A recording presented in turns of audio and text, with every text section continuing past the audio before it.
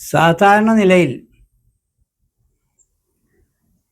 ജനാധിപത്യത്തിൻ്റെ 4 നെടുംതൂണുകളിലൊന്നായിട്ടാണ് ജുഡീഷ്യറിയെ വിശേഷിപ്പിക്കാറുള്ളത്. മറ്റ് തൂണുകൾക്കും ക്ഷതം സംഭവിക്കുമ്പോൾ, ജീർണത ബാധിക്കുമ്പോൾ യഥാർത്ഥത്തിൽ ജുഡീഷ്യറിയാണ് സഹായകമായി ഉണ്ടാവുക. അതായത് ലെജിസ്ലേച്ചറോ എക്സിക്യൂട്ടീവോ മീഡിയകളോ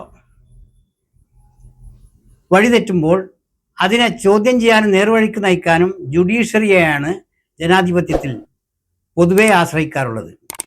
പക്ഷേ ജുഡീഷ്യറി തന്നെ മലിനമായാലോ, ജീർണിച്ചാലോ, പ്രതിസന്ധി നേരിട്ടാലോ അവിടെ ടോട്ടൽ ജനാധിപത്യം തന്നെയാണ് പ്രതിസന്ധിയിലാവുന്നത് എന്ന് കാണാം.